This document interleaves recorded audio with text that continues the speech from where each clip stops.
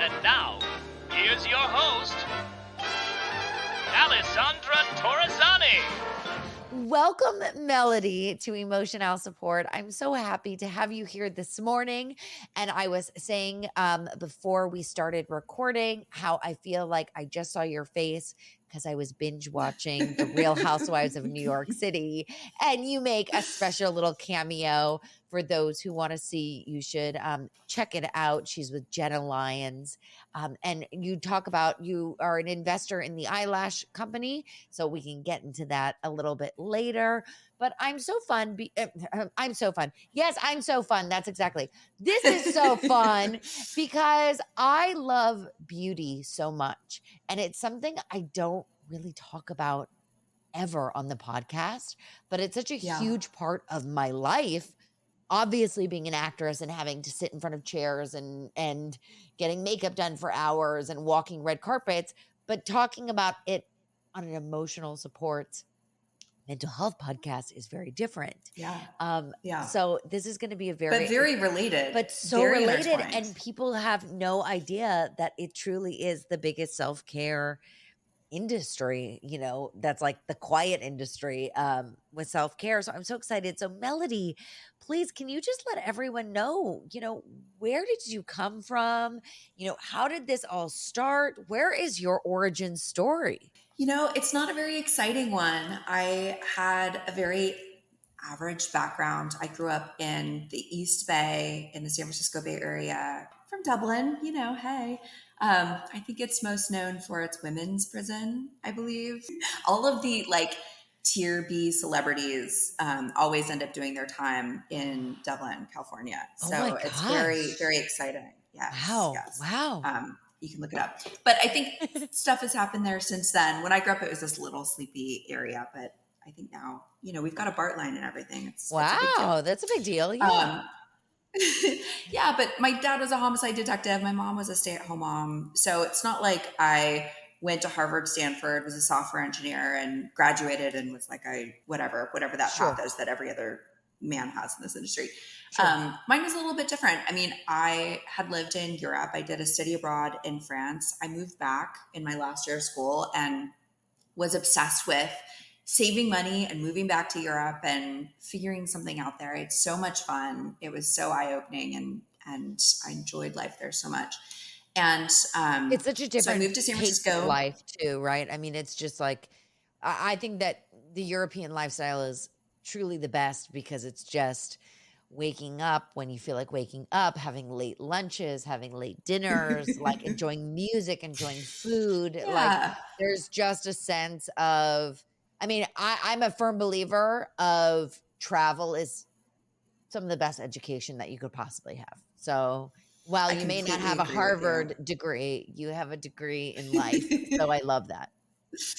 Yeah, you know, and I had this very dumb assumption that I'm going to move back to the Bay Area. I'll move to San Francisco. I'll save money and I'll move to Europe.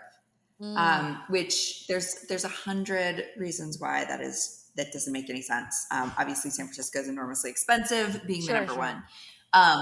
But it was an interesting time to be in San Francisco because it was when the economy was not doing well. There were not a lot of startups out there. The people that were really into tech and startups, there was a small group of us, and we would just hang out and we'd talk about companies. What companies would we want to start? What problems do we want to solve? And I had this dream of starting StyleSeat for 2 years before I started it.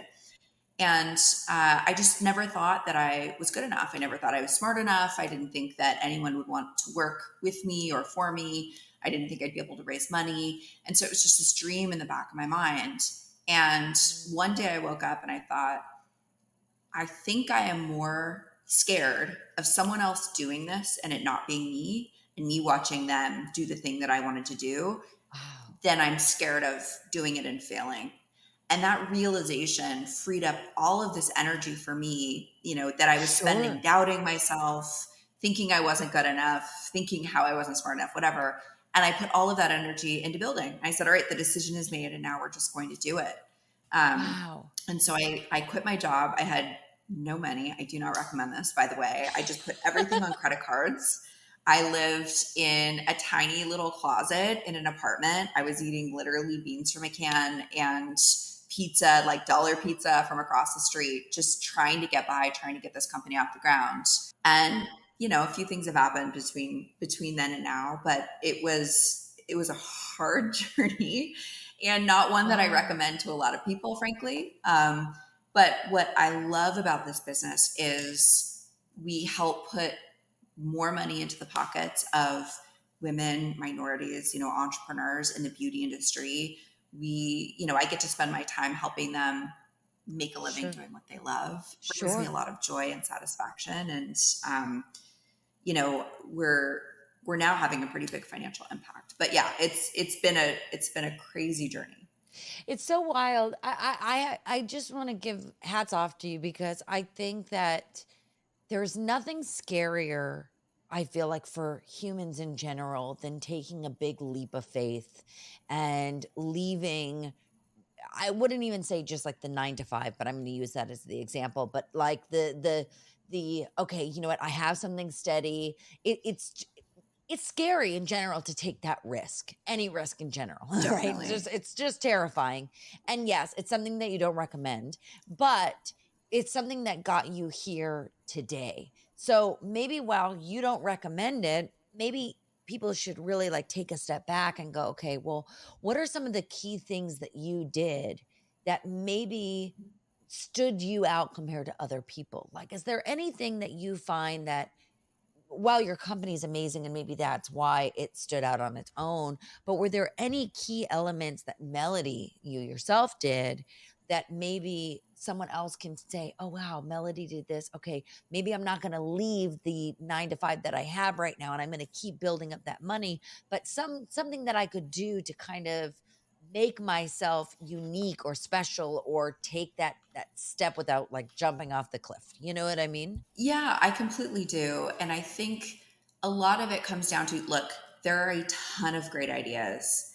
And what's really wonderful about the time that we live in is you don't have to risk it all and not have a backup plan and put everything on credit cards and risk your credit, right? To go out and start a business. You can do something on nights and weekends. You can have a side hustle. You can moonlight. And so there's opportunities, I think, more than ever to start something that gives you life and passion and is fun and is a learning experience. I feel like I learn from my company and running my company absolutely every day. Right. And that is half of the joy that I get from it, right? Beyond just it being something that I'm passionate about. But I think that there's sort of sizes of side hustles or entrepreneurship for absolutely anyone. And I think it's a matter of thinking, what would make me happy? What do I want to do? How committed am I to this? How committed can I be? Because it's one thing to say, I'm going to start a company in my 20s when I can always move in with my parents is like the worst possible situation to declare bankruptcy. It's another thing if you have a family, if you have kids, if you have obligations that you really can't step away from, or if it doesn't work out, it's not okay, right? So I think everyone has to kind of make that choice for themselves and that level of risk, but there's definitely opportunities. You can start a Shopify store. You can sell something on Etsy, right? And create a brand for yourself. There's so many different ways that you can be an entrepreneur these days. And many of them didn't exist 10 or 15 years ago. So right. It's actually really exciting. Which is so exciting that now that these things do exist. What was something that happened to you? I asked this question a lot to friends who, surprisingly, I don't really ask this question a lot on the podcast, but friends who are entrepreneurs and stuff is, what's some of the best advice that you got when you maybe failed at something and you were like, I'm ready to give up? Like what was that?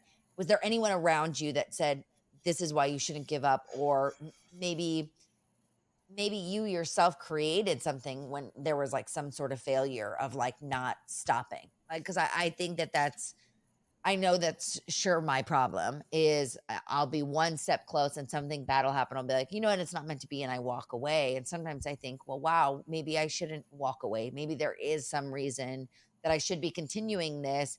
And I missed that opportunity because I didn't have that burst of inspiration or good advice that maybe came through. Well, I think that's one of the challenges of the world that we live in now is like, like, I'll give you a metaphor, dating apps. Sure. There's so much choice out there. Mm. There's multiple apps on every app. There's hundreds or thousands of people. And there's always a reason to not pick someone, not commit, right? Because there's so many other options all the time. Like I was on the dating apps at one point, right? I'm married now. I'm an old lady, but there was a time when it was like, I could keep talking to this person, or I could just like keep going, and you could go in perpetuity. I think running a company is like that too, or starting. There's so many different ideas that you can have. And by the way, you're going to get knocked down. I can't emphasize how many times you're going to get knocked down. Right. It's just going to happen all the time. And you have to say, look, this is what I want. I think the more you can be focused on, this is who I am. This is what I want. This is why I'm working hard. In my case, I didn't have a backup plan. So there was no additional person to swipe to. It was like, if this company doesn't work out, I have to go get a job somewhere else. And I, might have to give up my dream for a while. Right. Sure. So this has to work out. Let me stretch to be as resilient as possible. And let me find some other way, even though it seems like there is no way right now to see this through, because the alternative for me is terrible. Right. And again, that's like a dramatic position. But I think if you can get in your mind, the more clear you can be about who you are, what you want, why you're doing it. And if it was easy, everyone would do it. Right. So finding that strength and that focus in yourself, is probably one of the hardest things that you can do as an entrepreneur. And it's something that I still strive to continue to do all the time, but does build up strength. And I think it also helps you in the whole rest of your life, I found. Well, speaking of rest of your life now, how do you do it? You're a mother. How did you find the balance or the time, or, what was kind of the timeline of when you had kids? Did you have them before StyleSeat, really became popular? Was it after? I feel like I'm a new mom, and I say that I'm a new mom, but I'm not really technically a new mom. My baby's 15 months old now. But it feels super new still. Thank you. And, she's with me 24/7, and we still breastfeed. And so it's like a lot, so when I have a moment to kind of myself, which is very rare, it'll be like an hour when my mom's visiting or if my husband can take her, I find myself so beyond focused where I'm like, I have 30 things to get done, and I am going to get these 30 things done. Where before in my life, pre-baby, it would have taken me, probably a couple weeks. I'm just like on it. So what was kind of the timeline for you as a mom when you were going through StyleSeat, and what advice would you give to moms out there? So StyleSeat was decently big before I had my kids. And I had Amara, my oldest. She's almost 5 now. So I had her, when I had her, I had like 3 open executive roles that I needed to hire for. And we were about to go into, kicking off a round of fundraising. And there are all of these things that we needed to achieve as a business. Like, it was the worst time seemingly to have a baby. But here's what it did for me. It sounds like similar to me for what it did to you, which was, all right, this timeline's coming. I can't stop it. I'm going to have 30%, 40% less time than I have now, right? Because when you're single and you don't have kids, you can always work until 8, 9, 10, 11, midnight, whatever you need, right? Yeah. But when you have kids, you need to sleep because you got to wake up, because you got to breastfeed, because you got to be up, because you need to hang out with them, because you got to go to work, right? Yeah. So immediately, like, your time just changes, and it just shifted my priorities. I'm like, okay, I need to hire these executives before I go off to work so that there's grownups to run these areas of the business. I have to figure out, the fundraising situation. Let's go. I need to figure out a plan by the end of 2 weeks or whatever that might be. Sure. And so it forced me to stretch myself and my capabilities. It forced me to shrink my timelines and to be ultra efficient. And I find actually hiring moms, and especially moms with young kids, is one of the best decisions, because they take no crap. from Yes. anybody. They do not Yes. have time. They're going to get their work done and they're out the door, right? Because they have Yes. stuff to do. Yeah, exactly. There's no time wasted. It's like we're in here, we're getting the job done, and we are moving forward and we are just kicking ass is Exactly. really what's happening. Does anyone have questions? No. Okay, let's move on. Yeah, let's You move know? on. That's so cool. And I love that you say that you want to hire moms, because I find that I don't know how it was for you, but for me, my identity crisis completely changed, where I was like, oh my God, who am I? What am I? Am I still an actress? Am I still, an entrepreneur? Am I still wanting to do X, Y, and Z with the future, as Yeah. well, on top of being a mom, where it was this moment, I feel like for the first, I would say year. I mean, I'm still in it, but the first year it was very hard for me to kind of get out of the space of I'm just a mom. This is what my whole job is. I don't know who this person was that existed before or going on. And that's why I'm kind of secretly happy that I recorded when I did and I kept the podcast going so I can like go back and listen to things, because I'm like, where was my mindset? But did you ever find like you felt like such an identity crisis afterwards where you're like, what do I do? Like, who am I? Completely, because it's interesting, because as an entrepreneur, and we'll replace entrepreneur with anyone who is ambitious, has goals, Sure. there's a place you want to be in life and things you want to do. By definition, you are willing that into existence. You're being incredibly intentional. You're trying to assert control Right. to go make those things happen. And then there's the other side of the spectrum, which is happiness. And happiness and contentment is about being present, just thinking about what's going on now. Sure. Nothing is good or bad. Things will happen, right? And it's about being flexible and fluid and releasing all expectations that you have. And the balance between, when you're single, when you don't have kids, you can really focus hardcore on control and expectations, and when you have children, you are not in control. You realize very quickly, my day is shot. The napping isn't happening, so we can't go meet my friend, or I don't have time anymore to see friends because there's double naps when they're little. Your schedule is now beholden to them. Yes. And that releasing of my identity, which was very tied to who I was, what I was doing, running a company, how many people, what's our revenue, what's our growth trajectory, to like, yes, and I'm not in control of everything. That was a huge challenge for me, but ultimately I think one of the best gifts, because again, when you realize that you're not in control, sure, then you think about, how can I still be extremely ambitious? How can I still achieve my dreams and goals that I want to achieve, but in a way that is a little more aligned with, the universe is a bit woo-woo, but a little bit more aligned with what is in store for me, what's naturally supposed to happen for me. I'm going to work as hard as I can, and I know that I don't have control, so I'm just going to let the universe, play out the cards. Right. But let's do it in a way where we're also building really big businesses, and we're finding investors that are aligned with us and team members that are aligned with us, and a mission for the business that is aligned with how, that new path is.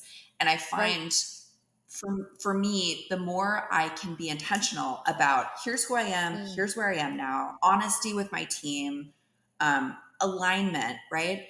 That's when you will repel people that are not interested in that. You will attract people that are very interested in that, and you'll naturally get more and more alignment to that path that you're on. I love that you talk about the honesty with your team, and I think that is something that I've discovered myself with having a baby. You truly learn to be more honest with the people around you, especially because it's like, if you can't do it that day and you're tapped out, like, and you're like, I don't really care anymore. Like, this is just what it is. That's where my priority is. So it's very interesting that you say that. And I really like that. It was interesting because I read an article talking about your company in regards to your company with StyleSeat and with you, and talking about the importance of self-care and how the beauty industry really truly is self-care, and how going to a salon is, your therapist, right? You go there and for me, I'm a platinum blonde, not naturally, and I'm there for hours and hours and hours and hours on end. And let me tell you, my hairstylist is totally my therapist. When I get my nails done, my nail gals and guys are my therapists for the moment. What is Yeah. kind of that mean to you in the sense of bringing awareness to the beauty industry and to those who are not in the beauty industry, that self-care is so important, and this is a form of self-care?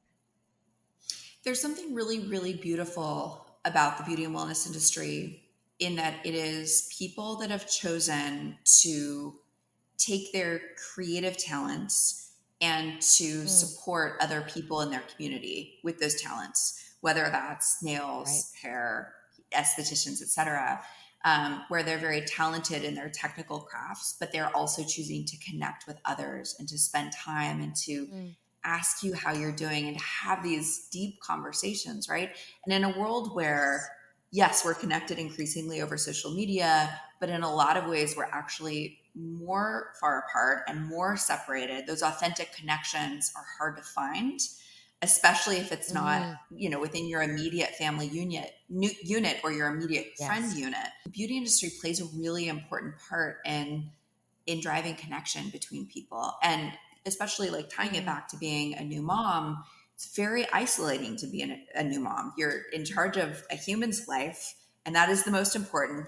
Nothing else matters. And society teaches women that your own happiness doesn't matter, right? There's all these weird things and vibes that people put on you when you're a mom. It's really odd. But being able to leave and to have a conversation with the stylist, even if it's getting a blowout, talking about your life, asking them about theirs, that connection is so incredibly important to us as humans. It's a really fun industry to be a part of and to support and to help flourish, because that connection is really important. Like, there's a lot of tech companies, there's a lot of things that you can build that pull people further apart. And what I love about this industry is it really does bring people closer together. Well, I'll tell you, I remember two things. I have two funny stories for you that are very quick, but the first was, I remember the first time that I got my nails done and my hair done postpartum, and it was the first time that I had left my baby for more than, 15 minutes, and I just remember being like, oh, wow, like, I there's a human that belongs to me that I need to get back to because of my breast milk is keeping her alive. But it was this moment of like, wow, I'm myself again. I'm taking care of myself. It felt so nice for someone to like give me a hand massage. It felt so nice for someone to, it was a luxury that I didn't remember, like was such a luxury that I took for granted. But the funniest story that I have for you is I went into labor and my water broke, or so I thought it broke in the morning. And I started having contractions a little bit here and there, but not bad at all.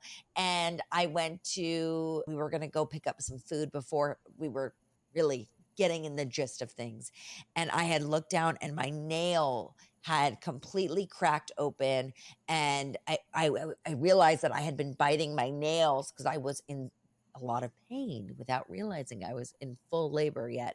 And I remember I said to my mom, I said, I need to get my nails done.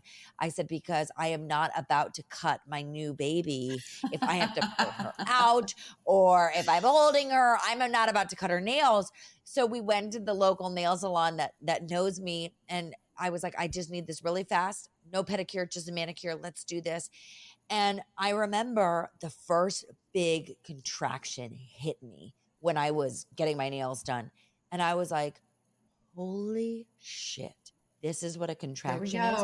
And I was like, okay, I'm going to breathe through it. And all the girls were like laughing. They're like, oh, your baby's not coming for a really long time. Like, trust me, you're going to be in labor for hours and hours and hours. And I remember the owner of the salon, who's like the sweetest thing in the entire world. She comes up to my belly and she rubs my belly and she's like, and I wanted to pretend like I wasn't having severe contractions. and I was having a really severe contraction when she touched my belly. And I remember being like in my head being like, get off me right now. But I tried to keep it together and I was like, thank you so much. Thank you so much. Thank you so much. I gotta go. But my mom is a picture of me mid-contraction getting my nails done. And let me tell you, I am so happy I did get my nails done because not only Oh, of did they look course. beautiful for my baby, they were short and they were clean. And I made sure that she didn't have any cuts on her because that was what my panic was. But I never realized like the importance of something so like it was so luxurious. It was such a moment, and we laugh Yeah. about it every time I go into that nail salon. But yeah, it's moments like that are so special. And I love that you're able to connect people. Can you let us know, what is StyleSeat? What would you define it as? Like, how would you explain it to people? So we are a destination for consumers to discover, book, and pay for beauty and wellness professionals. So you can go to styleseat.com. You can see beautiful portfolios of professionals in your area. You can search for a service you're looking for. We'll give you ratings that are verified from clients who have booked appointments. You can see photos of their work. You can book appointments with them. Most of the appointments happen in the salon. Sometimes they can come to you as well, come to your home. And then for the beauty professionals, we are a platform for them to triple their revenue in the first 2 years of being on the platform. So a stylist will typically Wow. join us. They're making like 40, 50K a year. And 2 years later, on average, they're making over $150,000 a year. And we do that by automating their business, managing their bookings and tracking all their client data, doing all their follow-ups, reminders, right? All this kind of automated stuff that technology should be doing. So they get to focus on their clients and their craft. And we also do things like give them surge pricing. We run advertising across the internet and drive clients directly into their chair. Wow. So we help them grow their revenue and automate all their business. And so they get to focus on the things that they love. Which is doing hair or nails or talking with clients versus, worrying about finances. Honestly, that makes it so seamless and so easy. And it's so funny because like whenever I'm looking for a new hairstylist or I'm looking for a new manicurist or just a beauty professional, I'm constantly having to like, not only do I ask friends and it's all recommendations usually, then I'm going through and I'm looking at their Instagram and then I'm like, okay, but let's look at the tagged photos because they may be only posting really nice photos.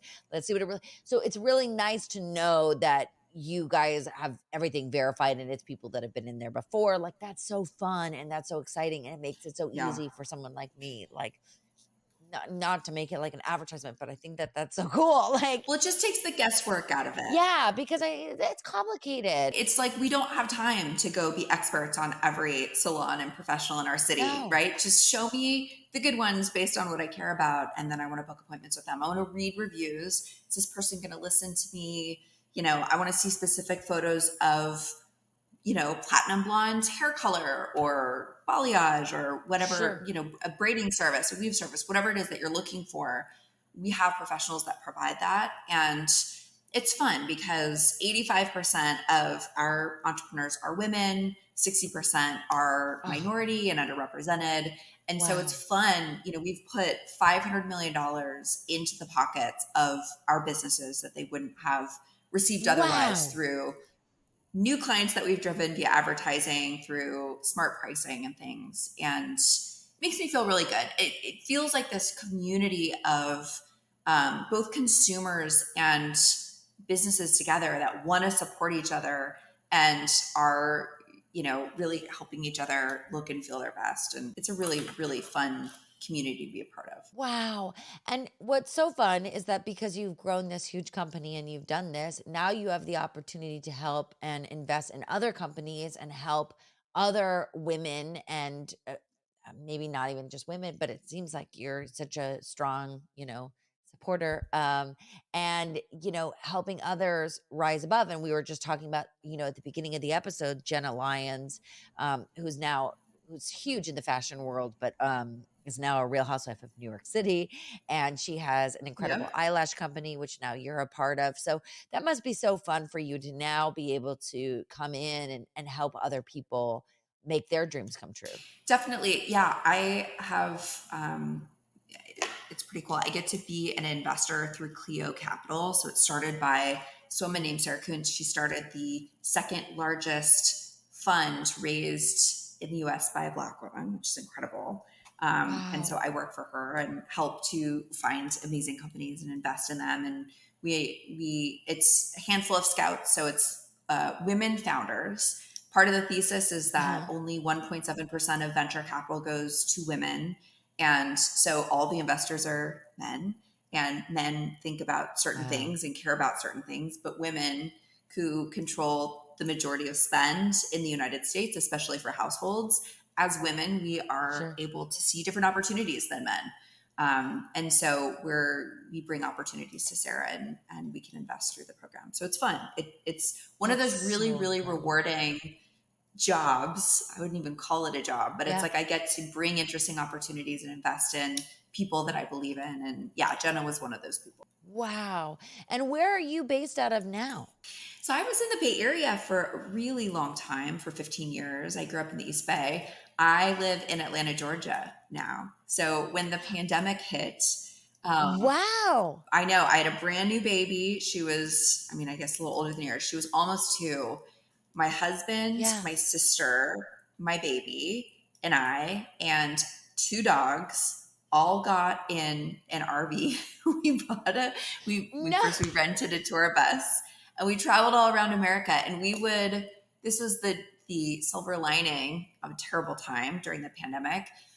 Sold our place in San Francisco and just drove all around the country. And we would drive on the weekends. We post up somewhere in some random city and just work there during the week. And then we drive the next weekend. And I think we went to like 38 states or something like that, something wild. Oh my God. Yeah. And we drove to Atlanta and loved it. And we just never left. Where was your favorite place? We just loved it here. Loved the weather, loved the city, loved the people. And we actually kept driving because we were looking at Austin. There were like 10 cities on our list. So we were hitting all of these cities. And I was actually pregnant with my second. And I think when I was 7 months pregnant, I turned to my husband and I was like, we're going back to Atlanta. We're buying a house. And I found a realtor on Google. I bought a house without going to it. I'm like, this baby's coming. Like, we need to have a place to live. Oh my I kind of panicked. I ended up buying one over the phone, which is insane. Don't do that. But don't do that. Came and don't do that. But we love it. It ended up being a great decision for us. But yeah, I had to interview OBGYNs, and they're like, we've almost never met a woman who's going to have a baby in 4 weeks as the first appointment. And I'm like, that's just how we roll sometimes. It's fine. Everything will be fine. Listen, that's how we roll. Wow. And you've continued to stay there. You love Atlanta. That's so awesome. Yeah, we love it. It's fantastic. I wish that I came sooner. Yeah, I think there's a great energy about Atlanta. I shot a movie in Atlanta, and I remember just loving it. There just felt like there was so much opportunity there. It felt like people were excited to be living there. There was a sense of community and a sense of family in Atlanta that I haven't experienced anywhere else. And so I completely understand why maybe you were drawn to that. And so, Melody, what is next for you and for your whole company, or the next company? What's coming up? We are in growth mode. We've had a pretty amazing couple of years. And so for us, it's just about spreading the word, getting more consumers to come and use the platform, getting more professionals to come and use it as well. So for us, it's just staying focused, heads down. We have a bunch of new exciting features that are going to be coming out as well pretty soon. But it's, just coming out of the pandemic and coming out of the crazy past couple of years that have brought a lot of adventures and a lot of ups and downs. I think it's nice to basically just focus and say, all right, we're going to grow, we're going to scale. We've put some big numbers on the board, but we're just at the beginning. Like, how can we do this 10 times bigger? Oh, I absolutely love that. Well, I'm going to ask you my question that I ask everyone on the podcast. Melody, what is your emotional support? I lately have been finding a lot of joy in looking inwards. I have been journaling, which I've never done before. I've never had the patience to do it, but I found a Wow. lot of value out of journaling. And then the second thing that has been incredible for me is this app that I've downloaded. I'm not an investor in it at all, no affiliation. It's called Waking Up, and Okay. it's meditations, it's interviews about, with religious and spiritual leaders and academics from all over the world, talking about why are we here? What is life's purpose? How do we want to spend our time? Wow. How do we find joy, connection, love? So it's a little woo-woo, but I found so much joy in thinking about some of these topics that are so much bigger than me. And my experience. And so that is, I think, something that's been very meaningful for me lately. I love that answer so much. And that is not woo woo. You've come on to the right show because we talk all things woo woo. Like totally. But I think that that's so great. And I find such inspiration. Whenever I'm having a really shitty day, I would listen to, spiritual, healers, advisors, if you will, religious people, like whatever it is, like whatever floats your boat. I think that there's something about hearing someone else speak that sometimes maybe that's a little bit that you need the little kick in the butt to get your day going or make you want to say yes to something that you would have said no to. And that's what I actually hope that this podcast does is it affects those who listen to it. Maybe someone's story who has nothing to do with beauty, here's how you have created such an empire. And it's like, you know what? I can do that too. So I hope that it, because you never know what can get someone out of bed that day. The littlest thing. So I love that. I Well, love that you I listen to that. completely agree. Awesome. And I just want to reiterate, we all have ambitions and gifts to give to the world. Yeah. And sometimes we think it's one thing in one direction, and sometimes it ends up being something totally different, but better. And especially, going back to the new mom topic, honoring yourself and your journey and being kind to yourself and finding joy in all the places that you find joy, even if they're different or unexpected or they seem little, those things really matter and they really add up. And we all have a lot to give to this world. So however that manifests is beautiful and wonderful. And, especially as women, we need to support each other. And it's hard. It's so hard, but it's worth it. And again, the journey is really beautiful, the ups and the downs. Oh my gosh, what a beautiful way to end this podcast. That was so wonderful. And Melody has been so sweet to give a promo code for the website that I'm going to have in the show notes. So please go to the show notes so you can see that special code. And Melody, thank you so much.